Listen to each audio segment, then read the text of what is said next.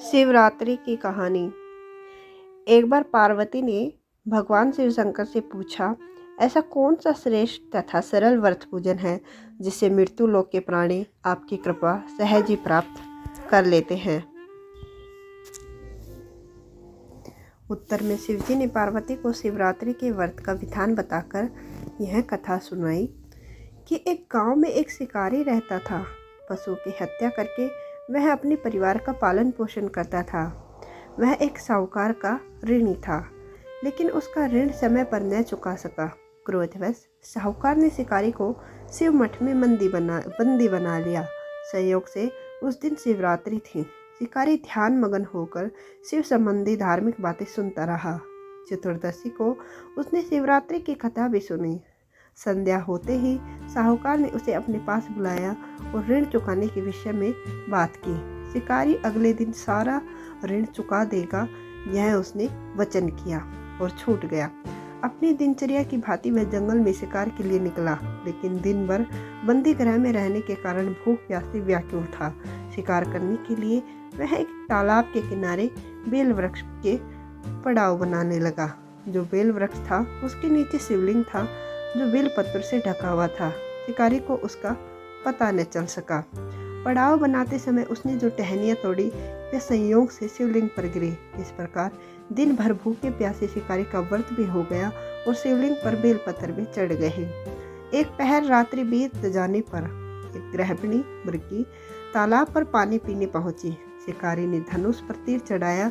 जो ही प्रत्यंचा खींची, मृगी बोली, मैं गृहिणी हूँ, शीघ्र ही प्रसव करूंगी। तुम एक साथ दो जीवों की हत्या करोगे, जो ठीक नहीं है। मैं अपने बच्चे को जन्म देकर जल्दी ही तुम्हारे सामने आ जाऊंगी, तब मुझे मार लेना।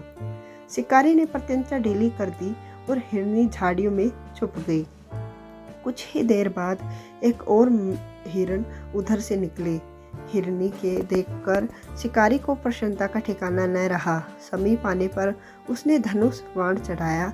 तब उसे देखकर मृगे ने विनम्रता पूर्वक निवेदन किया, हे पार्थी, मैं थोड़ी देर पहले ही ऋतु से निवृत्त हुई हूँ, कामुतर वहरणी हूँ, अपने प्रिय की खोज में भटक रही हूँ। मैं अपने पति से मिलकर शीघ्र ही तुम्हारे पास आ जाऊंगी। शिकारी ने उसे भी जाने दिया। 2 बार शिकार को खोकर उसका माथा ठनका और वह चिंता में पड़ गया। रात्रि का आखिरी पहर बीत रहा था। तभी एक अन्य मृगी अपने बच्चों के साथ उधर से निकली। शिकारी के लिए यह स्वर्णिम अवसर था। उसने धनुष पर तीर चढ़ाने में देर न लगाई और वो तीर छोड़ने वाला था कि मृगी बोली, हे पार्थी, मैं इन बच्चों को पिता के हवाले करके लौट आऊंगी। इस समय मुझे मत मारो। शिकारी हंसा और बोला, सामने आए शिकार को छोड़ दूं? मैं ऐसा मूर्ख नहीं। इससे पहले 2 बार अपना शिकार खो चुका हूँ। मेरे बच्चे भूखे प्यासे तड़प रहे होंगे।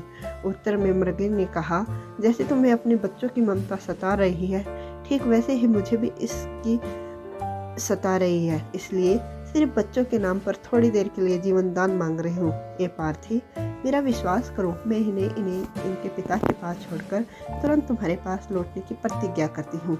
मृगे का दिन स्वर सुनकर शिकारी को उस पर दया आ गई। उसने उस मुर्गे को भी जाने दिया।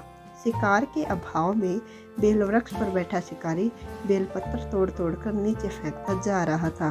वो फटने को हुई तो एक हष्ट पुष्ट मर्ग उसी रास्ते पर आया। शिकारी ने सोच लिया कि उसका शिकार अवश्य करेगा।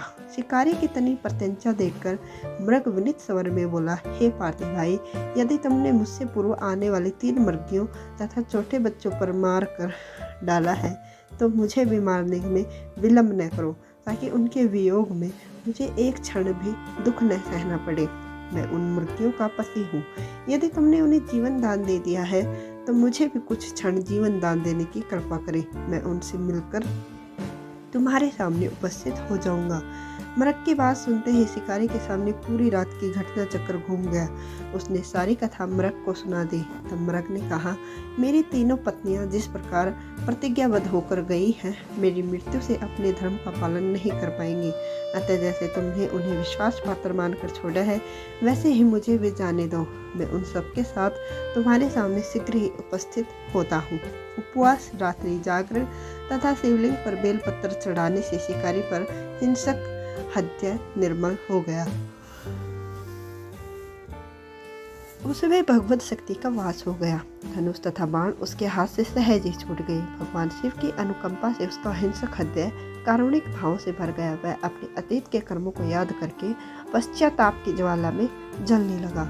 थोड़ी ही देर बाद मृग सपरिवार शिकारी के समक्ष उपस्थित हो गया ताकि वह इनका शिकार कर सके, किंतु जंगली पशुओं की ऐसी सत्यता, सात्विकता एवं सामूहिक प्रेम भावना देखकर शिकारी को बड़ी ग्लानि हुई।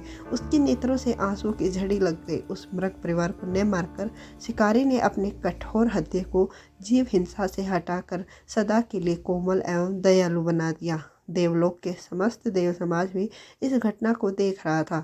घटना की परिणति होते ही देवी देवताओं ने पुष्प वर्षा की। तब शिकारी तथा मृग परिवार मोक्ष को प्राप्त हुए।